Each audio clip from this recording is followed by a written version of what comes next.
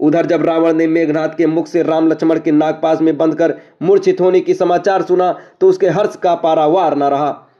उसने सीता की रक्षा पर नियुक्त राक्षस नागरियों को बुलाकर आदेश दिया, तुम लोग सीता को पुष्पक विमान पर चढ़ाकर युद्ध भूमि में ले जाओ और उन्हें ले जाकर राम लक्ष्मण को दुख दिखाओ जो पृथ्वी पर मरे पड़े हैं। रावण की आज्ञा पाते ही राक्षसनिया जानकी को विमान में चढ़ाकर युद्ध भूमि में ले गई, जहां राम लक्ष्मण मूर्छित अवस्था में पड़े थे। सीता ने देखा राक्षस सेना जय जयनाद कर रही है और वानर सेना शोक में डूबी हुई निराश खड़ी है। दोनों भाइयों को इस प्रकार पृथ्वी पर पड़ा देखकर सीता के धैर्य का बांध टूट गया और वे फूट फूट कर रोने लगी, हाय आज मैं विधवा हो गई।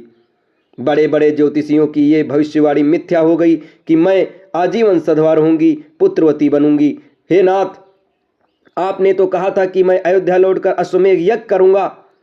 अब उस कथन का क्या होगा जो विश्व को जीतने की शक्ति रखते थे? आज वे कैसे मौन पड़े हैं? हा विधाता, तेरी ये क्या लीला है? हे त्रिजटे, तू मेरे सती होने का प्रबंध करा दे। अब मैं इस संसार में अपने प्रिय राम के बिना नहीं रहूंगी। अब मेरा जीना व्यर्थ है।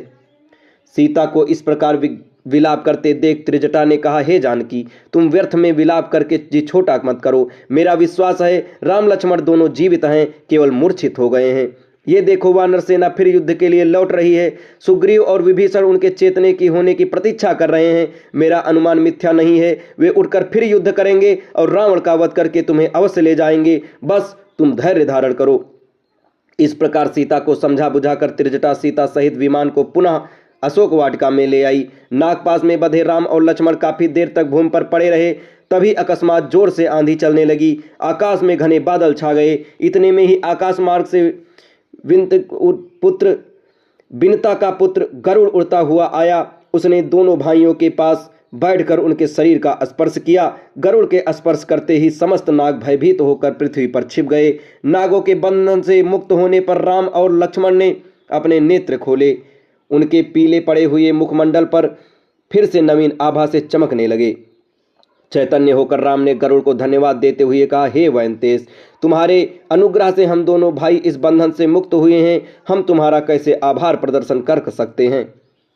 राम की ये विनम्र वाणी सुनकर गरुड़ ने उत्तर दिया, हे राघव, मैं तुम्हारा मित्र हूँ। वन में विचरण करते हुए मैंने सुना था कि मेघनाद ने तुम्हें इस नागपाश में बांध लिया है, जिसे देवता, राक्षस, यक्ष, गंधर्व कोई भी नहीं खोल सकते। इसलिए मैं मित्र धर्म के नाते यहाँ आ पहुंचा और मैंने तुम्हें नागपाश से मुक्त करा दिया। भविष्य में अधिक सतर्क रहकर युद्ध करना, क्योंकि ये राक्षस बड़े कपटी तथा मायावी हैं।